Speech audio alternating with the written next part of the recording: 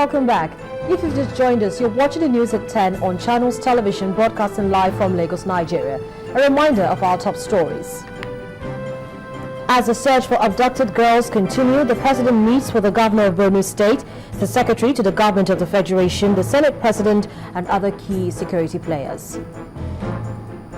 The National Coordinator of WIAC says an advice to the Borno State Government to relocate the abducted girls to a safer venue was ignored.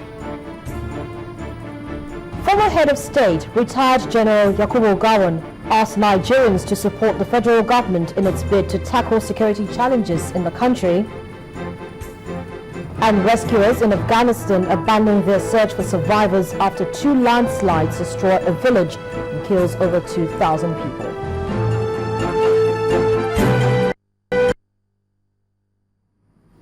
All our top stories, including our lead story, can be found on our website, ChannelsTV.com, and on YouTube.com/ChannelsWeb. To get us on the move, visit m.channelstv.com to view us live on your mobile device. You can also download the Channels TV app for Android, iOS, and Windows phones from their respective stores. Even better, you can interact with the Channels Eyewitness feature on our Android, iOS, and Windows 8 platforms. If you have pictures or videos to share with us, tap the application on your device, swipe to reveal the Eyewitness menu, and follow the instructions to share your report, pictures, and videos. Well, more on that meeting now with the President and the Governor of Borno State, as well as Alhaji Kashim Shetima. As you can see there, some of the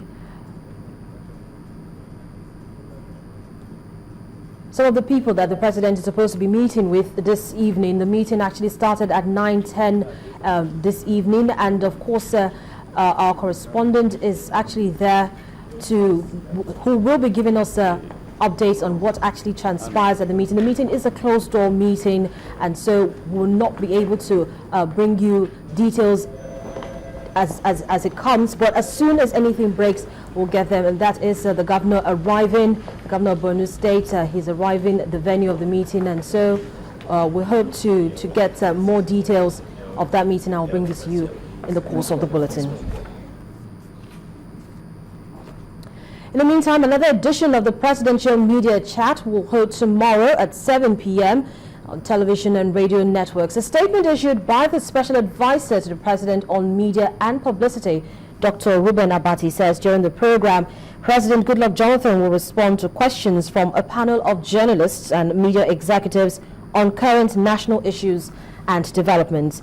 Members of the public who have particular issues they would like President Jonathan to respond to are also invited to send their questions via Twitter to @MediaChatNG1. Channels Television will also broadcast the President's Media Chat at 7 p.m. Still talking security, a former military head of state, retired General Yakubu Gowon, is asking Nigerians to support the federal government in its bid to tackle security challenges in the country. General Gowon, while speaking with newsmen after chairing a dinner and award night organized by the Ikeja branch of the Nigerian Bar Association, condemned the reports credited to some foreign media that President Goodluck Jonathan was not doing enough to address insecurity. The former head of state adds that President Jonathan is in consultation with military chiefs, all the governors, and all political parties. The elder statesman further adds that government needs time to effectively deal with the Boko Haram insurgency and bring the conflict to an end. In the meantime, the military has refuted claims in some quarters that there was an attack on Maiduguri, the capital of Borno State, today. A statement issued by the Director of Defense Information, Major General Chris Olukolade, says the attack was on the outskirts of the capital.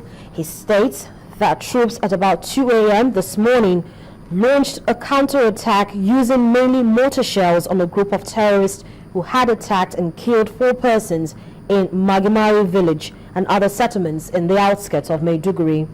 The statement adds that there was no fighting or attack around the university or any barrack in Maiduguri either, as earlier rumored.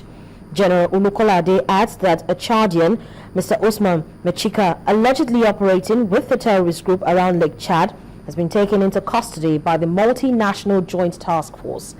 The statement further adds that 8 persons are currently being interrogated after raid operations by troops of security agencies on joint surveillance and patrol missions in the federal capital. Today, the arrested persons are reported to be providing useful information for ongoing investigation. According to the military, most of those arrested are foreigners who were picked up around Kubu and areas adjoining Nyanya, site of the recent bombings in the federal capital. The defense spokesman says those confirmed to constitute a threat to security will be handed over to appropriate prosecutorial agency on conclusion of the preliminary investigations. In Kogi State, Nigeria's north-central region, the police there have accused a university graduate of being involved in a robbery at Olamaboro local government area of the state. The graduate and 2 others accused of being involved in counterfeiting naira notes and committing rape were paraded at the police headquarters in the state capital, Lokoja. He is known as Comrade Obaje Sunday from Kogi State and claims to have studied political science at the State University, Ayimba. But today, he is being accused of armed robbery. The police say that this is not the first time he will be committing this crime and has a case which is pending in court. Suspected to be involved in cases of cults and armed robbery. Some dangerous weapons were recovered in their possession and they made compassionate statement. The accused doesn't deny the accusation and says he is a victim of circumstance. I was intercepted by some gangs of robbers where my car was ordered to go back to the back seat of my car. And, I went with them. When I went with them, they tied me in the bush. Over now to a certain Mr. Ayo Ibrahim from Kwara State, who is a food vendor. The police accuse him of having raped a young lady, but Mr. Ibrahim says he was framed. She now told me that our roommate has been calling her saying, I said, okay, instead of you to go alone, let me go with you. When we get to our room now, to our house, before anything said, they just owe me. I said, what did I do? They just say I should enter inside the vehicle. Mr. Onyedikachi Obiechefu, an indigent of Imo State, on his part, has been accused of counterfeiting naira notes. And this is what he has to say. From what I said, I want to go back something. I'm going to say the money and a fake money. So, not again, I should continue saying a fake. I used to buy it 200. The police say that at the completion of investigation, all the suspects will be charged to court for onward prosecution. We're still talking crime and security. 7 people accused of being members of a group of kidnappers have been arrested by the Department of State Security in Delta State. The suspects, who have also been accused of murder, sale and acquisition of victims' vehicles, were paraded today at the state headquarters in Asaba. The DSS says the gang has been responsible for many kidnappings in the state, especially the Warri axis. It's a clampdown that the DSS says will be a continuous exercise. The suspects are reported to have sold the 3 vehicles they took from their victims at giveaway prices of 50,000, 100,000 and 100,000 naira. The Assistant Director of Security Enforcement, Mr. Boni Egbeji, says that the suspects will be charged to court, while the manhunt for other members of the gang is ongoing. Operator of the command recently arrested a kidnap syndicate consisting of 7 suspects in connection with the kidnap, murder, sale and acquisition of victims' vehicles. This gang came up early this year after the clampdown on Kevin and his gang, and have been responsible for many kidnaps in the state, particularly around the Warri axis. Accordingly, the suspect will be charged to court, while the manhunt for other gang members and accomplices is ongoing. We use this forum to encourage members of the public. We advise to be extra careful and security conscious on those around them as well as activities around them. The suspects on their part accept culpability. The man I will kidnap him. I will go on that bridge, go keep on that bridge. But along the line, mistakenly, at the Makonda. They won't kill her like police. I also pay for the who say make it and I won't kill her before. I won't kill her before. So I also come out shoot to let me make it certified me do my so was as a doer we not collect the 300,000 from them again. I will call it and say we not collect the money again. Say make it place mother go survive. So now we call Waka Liver. Just like other security agents in Delta State, the DSS is sending a warning to those who see kidnapping as a lucrative exercise to have a rethink and engage in other legal means of livelihood.